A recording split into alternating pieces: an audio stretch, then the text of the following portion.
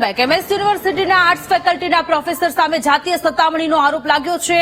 Associate professor doctor Mohammad Azhar સામે જાતીય સતામણીનો આક્ષેપ લાગ્યો છે। વિદ્યાર્થીનીને પરીક્ષામાં પાસ કરવા બદલ લાલચ આપી હતી। વિદ્યાર્થીનીને મુસ્લિમ ધર્મ અપનાવવા પણ પ્રલોભન આપ્યું। પાસ કરવા અને સારી નોકરી અપાવવાનો મેસેજ કર્યો।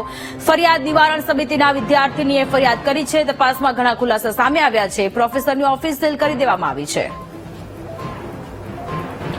સંવાદદાતા માનુ ચાવડા આપણી સાથે લાઈવ જોડાયેલા છે। માનુ, એમએસ યુનિવર્સિટીના આર્ટ્સ ફેકલ્ટીના પ્રોફેસર સામે જાતીય સતામણીનો આરોપ લાગ્યો છે। વિદ્યાર્થીનીનું શું કહેવું છે?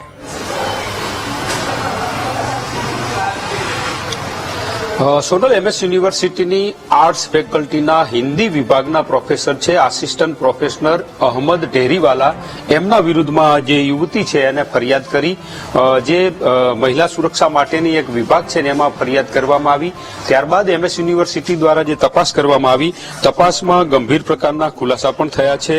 જે રીતે યુવતીએ વિગત આપી હતી, જે ભોગ બનનાર યુવતીએ, એના કહેવા મુજબ આસિસ્ટન્ટ પ્રોફેસરે ધર્મ પરિવર્તન કરી લેવા માટેનું પણ પ્રલોભન આપ્યું હતું। એમએસ યુનિવર્સિટીની આર્ટ્સ ફેકલ્ટીના આસિસ્ટન્ટ પ્રોફેસર અઝહર ઢેરીવાલા એ એમની પાસે ભણતી વિદ્યાર્થીની છે એની પાસે અઘટિત માગણીઓ કરી। જે રીતે જે તપાસ સમિતિ છે એના દ્વારા તપાસ કરવામાં આવી। સમગ્ર મામલે ખુલાસો પણ થયો છે કે વોટ્સએપ ચેટ છે એ પણ બહાર આવી છે।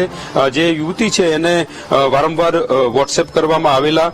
વિદ્યાર્થીનીને મુસ્લિમ ધર્મ અપનાવી લેવા માટે, અને જો મુસ્લિમ ધર્મ અપનાવી લે તો તને પાસ કરાવી દઈશ, તારે લાઈફ સેટ કરી આપીશ, એવું પણ પ્રલોભન કરવામાં આવેલું।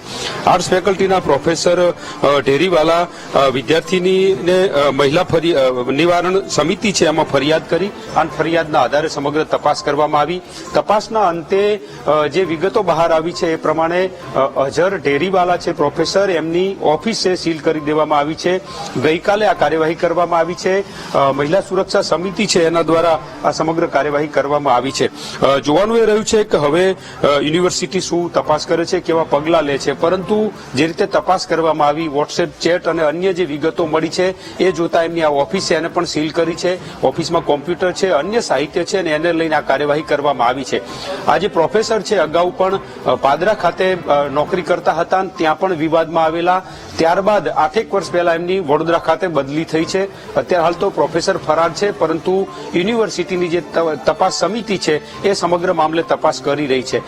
જે રીતે ભોગ બનનાર વિદ્યાર્થીની છે એને જે પુરાવા આપ્યા છે એ પુરાવાના આધારે અત્યારે તપાસ કરવામાં આવી રહી છે। જી સોનલ।